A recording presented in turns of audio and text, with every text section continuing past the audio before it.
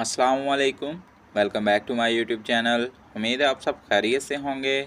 आज की इस वीडियो में हम बात करेंगे साइसिन टैबलेट के बारे में और जानेंगे इसके तरीका इस्तेमाल के बारे में, इसके फ़वाइद के बारे में और इसके नुकसानात के बारे में। उससे पहले अगर आप मेरे चैनल पर नए आए हैं तो वीडियो को लाइक कर लें और चैनल को सब्सक्राइब कर लें ताकि हर नए आने वाली वीडियो आप तक ईज़िली पहुँच सके। अगर बात करें साइसिन टैबलेट की फार्मूलेशन की तो इसमें पाया जाता है सिप्रोफ्लॉक्सासिन।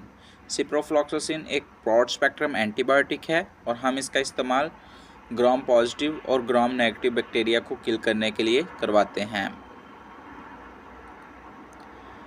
अगर इसके यूजेस की बात की जाए कि हम इसका इस्तेमाल कहाँ कहाँ और कैसे कैसे करवा सकते हैं, तो क्योंकि साइसिन टैबलेट एक ब्रॉड स्पेक्ट्रम एंटीबायोटिक है और इसका इस्तेमाल हम एज अ एंटी बैक्टीरियल के तौर पर करते हैं, तो बैक्टीरिया को ट्रीट करने के लिए या बैक्टीरिया की वजह से होने वाले इन्फेक्शन को ट्रीट करने के लिए हम इसका इस्तेमाल करवाते हैं। इसका इस्तेमाल हम ओटाइटिस मीडिया से मुराद कान में इन्फेक्शन का हो जाना, कान में पिंपल्स का बन जाना, कान में से रेशे का आना, उन सब अलामात में हम साइसिन टैबलेट का इस्तेमाल करवा के तो उस कंडीशन को बेहतर कर सकते हैं। इसके अलावा साइसिन टैबलेट का इस्तेमाल हम यूटीआई इन्फेक्शन यानी कि यूटीआई से मुराद यूरिनरी ट्रैक इन्फेक्शन यानी कि पेशाब वाली नाली में इन्फेक्शन का हो जाना, उस दौरान भी हम साइसिन टैबलेट का इस्तेमाल करवा के तो उसको बेहतर कर सकते हैं। इसके अलावा फ़ीमेल्स वेजाइनल इन्फेक्शन यानी कि फ़ीमेल्स की वेजाइना में इन्फेक्शन हो जाना, कोई बैक्टीरियल इन्फेक्शन का हो जाना, तो उसको ट्रीट करने के लिए भी हम साइसिन टैबलेट का इस्तेमाल करवा सकते हैं। इसके अलावा साइसिन टैबलेट का इस्तेमाल सीजनल फ़ीवर यानी कि मौसम के चेंज होने के दौरान जो फ़ीवर हो रहा हो या नॉर्मल डेज़ में जो फ़ीवर हो रहा हो, उस दौरान भी हम साइसिन टैबलेट का इस्तेमाल करवा के तो उसको बेहतर कर सकते हैं। इसके अलावा कुछ डॉक्टर हजरात इसका इस्तेमाल टाइफाइड फ़ीवर में भी करवाते हैं।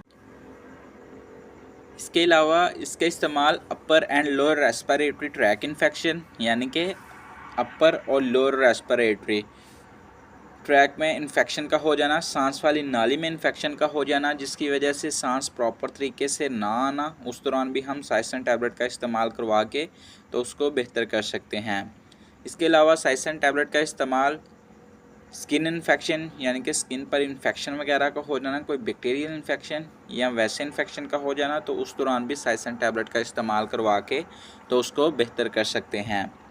इसके अलावा साइसिन टैबलेट का इस्तेमाल डेंटल इन्फेक्शन यानी कि दांत में इन्फेक्शन का हो जाना, बैक्टीरियल इन्फेक्शन, दांत में रेशा वगैरह पड़ जाना मसूड़ों में, तो उस दौरान भी हम साइसिन टैबलेट का इस्तेमाल करवा सकते हैं। इसके अलावा अगर बात करें इसके साइड इफ़ेक्ट्स की कि इसकी वजह से आने वाले साइड इफ़ेक्ट्स कौन कौन से हो सकते हैं, डायरिया हो सकते हैं, लूज मोशन हो सकती है, वोमिटिंग हो सकती है, नोज़िया हो सकती है, ये सब इसके साइड इफ़ेक्ट्स में आते हैं। अगर बात करें इसकी डोज़ की कि हम इसका इस्तेमाल दिन में कितनी दफ़ा करवा सकते हैं, तो हम इसका इस्तेमाल बच्चों में यानी कि 14 से 20 साल के बच्चे में 250 mg वाली टैबलेट का इस्तेमाल हम एक टैबलेट रोज़ाना और एक टैबलेट सुबह शाम भी इसका इस्तेमाल करवाया जा सकता है। इसके अलावा अडल्ट्स की बात करें तो अडल्ट्स में 250 mg वाली टैबलेट का इस्तेमाल दिन में 2 दफ़ा और कई जगहों पर डॉक्टर हज़रात इसका इस्तेमाल दिन में 3 दफ़ा भी करवा सकते हैं।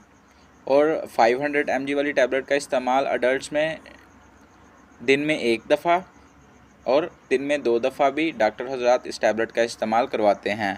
बट बेहतर यही है कि आप अपने तौर पर इसका इस्तेमाल बिल्कुल भी ना करें और अपने डॉक्टर की हदायत के मुताबिक ही इसका इस्तेमाल करें। अगर आपको मेरी ये वीडियो अच्छी लगी हो तो लाइक कर दें, सब्सक्राइब करें। अल्लाह हाफिज़।